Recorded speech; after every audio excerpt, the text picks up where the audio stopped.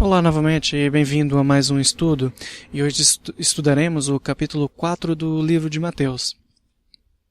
Vou começar a ler o versículo 1. Então Jesus foi levado pelo Espírito ao deserto para ser tentado pelo diabo. E esse capítulo começa logo com Jesus sendo levado ao deserto pelo próprio Espírito de Deus, para que ele fosse tentado pelo diabo. E a primeira lição que podemos tirar daqui é que Deus pode permitir que passemos por tentações e até pode nos levar a ter esses momentos. Lembra o que aconteceu com Jó? Se a gente for ver no capítulo 1 de Jó, fala que os anjos se apresentaram a Deus, inclusive Satanás. E Deus começou a falar bem de Jó. Então Satanás falou para Deus que Jó só fazia aquilo, que era um servo leal, porque Deus lhe dava tudo. Então, Deus permitiu que Satanás tirasse tudo de Jó, apenas que não lhe tirasse vida. E só acontece essa passagem porque nós temos que compreender que Deus permite que isso aconteça em nossas vidas. E Deus permite que passemos por esses momentos porque nós precisamos passar por tentações, para que nós possamos estar preparados e para adquirir maturidade.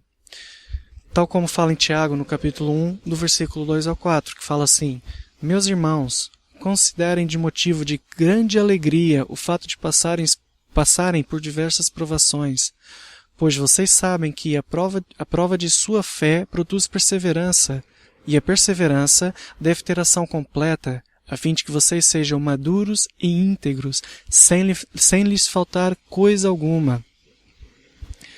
Tiago falou que nós devemos considerar motivo de grande alegria quando nós passamos por momentos ruins, pelo menos na nossa ótica humana de falar. E ele falou isso por quê? Porque nós, quando passamos por esses momentos, vamos amadurecer, vamos nos tornar mais íntegros e não nos vai faltar coisa alguma. Deus nunca falou que nós não vamos passar por tentações. Na verdade, é mesmo o contrário. Nós vamos passar por muitas tentações. Sabe, mas isso vai fazer bem para o nosso crescimento. E se a gente for ler a Bíblia, vamos ver também muitas passagens que nos ensinam como lidar com as tentações. Inclusive, nesse próprio estudo, vamos ver algumas partes em que Jesus mostra como vencer a tentação. Vou ler agora o versículo 2 ao 4. Depois de jejuar 40 dias e 40 noites, teve fome, e o tentador aproximou-se dele e disse: Se você é o Filho de Deus, mande que essas pedras se transformem em pães.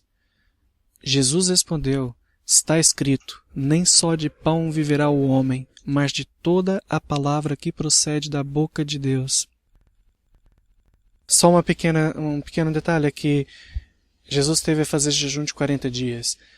Mas existem dois motivos que levam-nos a pensar que esse jejum era apenas de comida. Primeiro, que no próprio versículo Mateus fala que depois dos 40 dias, Jesus teve fome. E se a gente for comparar com o caso de Moisés, que também passou 40 dias em jejum, e em Êxodo 34, 28 fala que ele esteve sem comer pão e sem beber água. Mas acho que o mais interessante de se falar sobre essa pequena passagem é que nessa primeira tentação que Jesus passou, o tentador lhe tentou nas suas necessidades físicas, ou seja, na comida. Nós precisamos de comida para sobreviver. Então, o diabo chegou perante Jesus e lhe disse: Se você é mesmo filho de Deus, faça que essas pedras se transformem em pães. O interessante é que o diabo não só tentou no sentido da comida, mas ainda colocou algo em causa. Se você é realmente o Filho de Deus. E como é lógico, Jesus podia muito bem, se quisesse. Jesus tinha poder para transformar pedra em pães ou no que ele quisesse.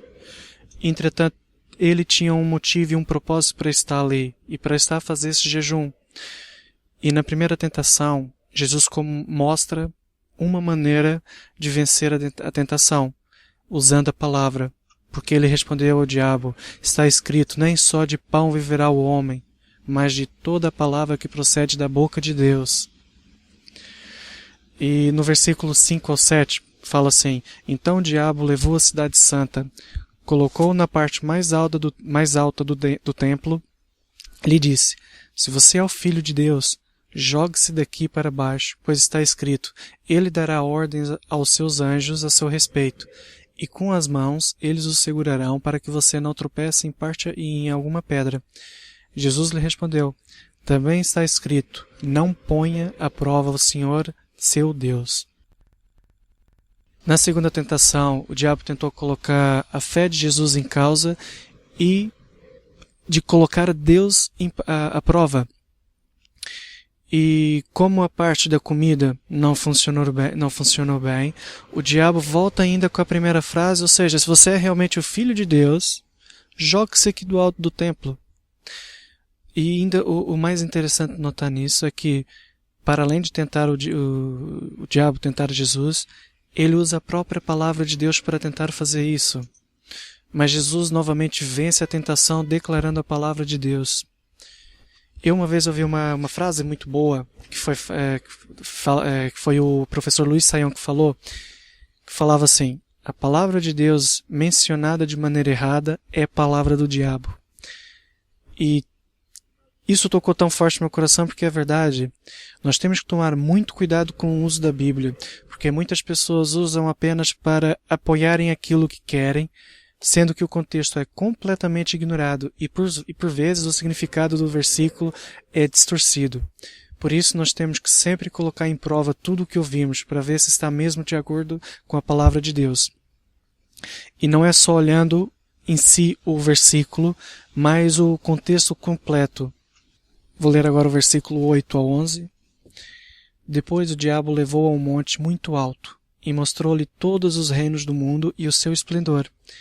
E lhes disse: Tudo isso lhe darei se você se prostrar e me adorar. Jesus lhe disse: Retire-se, Satanás, pois está escrito: Adore o Senhor, o seu Deus, e só a ele preste culto. Então o diabo deixou, e os anjos vieram e o serviram. Essa parte, de certa forma, já é um pouco mais espiritual, porque não existe nenhum lugar no mundo onde se é possível mostrar todos os cantos do planeta. E aqui o diabo vai tentar a Jesus para que ele o idolatre. E é interessante notar que Satanás sabia o motivo que Jesus estava... para que Jesus veio ao mundo. E essa intenção dele oferecer todos os reinos para Jesus foi uma tentativa de oferecer um escape ou um atalho, porque Jesus teria que passar por muitos momentos difíceis, muitas dores e até mesmo ter que enfrentar a própria morte. Entretanto, o diabo apresentou um caminho mais fácil. Não precisa disso tudo. Apenas prostre-se diante de mim e eu já lhe dou isso tudo. Sem dores, sem muito tempo, e será tudo teu. Mas novamente, Jesus vence a tentação usando a palavra de Deus, falando que nós devemos adorar somente a Deus e só a Ele prestar culto. E pronto, depois disso, Satanás deixou ele e Jesus foi servido pelos anjos. Um ponto interessante que eu também acho é que assim, o diabo ofereceu todos os reinos do mundo e todo o seu esplendor. Mas entretanto, se você for ver, isso não era dele. O diabo é mesmo mentiroso, que está escrito assim em 1 Coríntios, no capítulo 10, versículo 26. Porque a terra é do Senhor e toda a sua plenitude. Tudo foi feito por Deus. Mas o diabo ofereceu algo que nem dele era. A única coisa que o diabo tem sobre o seu poder, e é o que diz em 1 João, no capítulo 5, versículo 19, é que o mundo jaz do maligno, ou seja, esse sistema é do maligno. Só para realçar mais um pouco, Jesus usou a própria palavra de Deus para vencer a tentação. Ou seja, 3 vezes ele foi tentado e 3 vezes ele venceu usando a palavra de Deus. Portanto, isso mostra realmente algo de muito valor. E tal como aconteceu com Jesus, nós também seremos tentados. E para vencer essas tentações, teremos que fazer como Jesus. Agora, uma coisa que nós devemos ter atenção é que Jesus usou a palavra de Deus para vencer o maligno. Portanto, se nós queremos também usar essa mesma arma, nós também temos que saber a palavra de Deus. E a única maneira de saber a palavra de Deus é lendo. Por isso, se nós queremos realmente sermos pessoas vencedoras para não cair em tentação e para vencer o maligno, temos que estar em constante leitura bíblica e a fazer estudos da Bíblia. Temos que realmente ter uma rotina de leitura diária para aprender mais da palavra de Deus. Vou ler agora o versículo 12 ao 17. Quando Jesus ouviu que João tinha sido preso, voltou para a Galileia. Saindo de Nazaré, foi viver em Cafarnaum, que ficava junto ao mar, na região de Zebulon e Naftali, para cumprir o que fora dito pelo profeta Isaías. Terra de Zebulon e terra de Naftali, caminho do mar, além do Jordão, Galileia dos gentios. O povo que vivia nas trevas viu uma grande luz. Sobre os que viviam na terra da sombra da morte raiou uma luz. Daí em diante Jesus começou a pregar: arrependam-se, pois o reino dos céus está próximo. E aqui se cumpre outra profecia de Isaías, capítulo 9, versículo 1 e 2, que dizia que Jesus iria para a terra de Zebulon e Naftali, que fica mais a norte da Palestina. E vivendo em Cafarnaum, começou a pregar a mesma mensagem que João Batista: arrependam-se, pois o reino dos céus está próximo. No versículo 18 ao 22 fala assim: andando à beira do mar da Galileia, Jesus viu dois irmãos, Simão, chamado Pedro, e o seu irmão André. Eles estavam lançando redes ao mar, pois eram pescadores. E disse Jesus: sigam-me, e eu os farei pescadores de homem. No mesmo instante eles deixaram as suas redes e o seguiram. Indo adiante, viu outros dois irmãos, Tiago, filho de Zebedeu, e João, seu irmão. Eles estavam no barco com seu pai, Zebedeu, e preparando as suas redes. Jesus os chamou, e eles, deixando imediatamente o barco e seu pai, o seguiram. Aqui Jesus começa a chamar os apóstolos. Primeiro chama Pedro e seu irmão André, e depois Tiago e João, os filhos de Zebedeu. Todos eles eram pescadores, e Jesus os chamou para serem pescadores de homens. E aqui temos um exemplo de como devemos responder a Deus quando Ele nos pede algo. No mesmo instante em que Jesus os chamou, eles foram imediatamente. Não pensaram nas consequências, não pensaram se aquilo seria bom ou mal, apenas deixaram as redes e tudo o que estavam a fazer e seguiram a Jesus. Quantas vezes é que Deus nos pede coisas, e às vezes até pequenas, e nós passamos tanto tempo a pensar nas consequências, ou que se calhar não conseguimos fazer aquilo. Sabe, devemos deixar tudo e seguir imediatamente. Isso significa uma total dependência e fé. Depois no versículo 23 ao 25 fala assim: Jesus foi por toda a Galileia, ensinando nas sinagogas deles, pregando as boas novas do reino e curando todas as enfermidades e doenças entre o povo.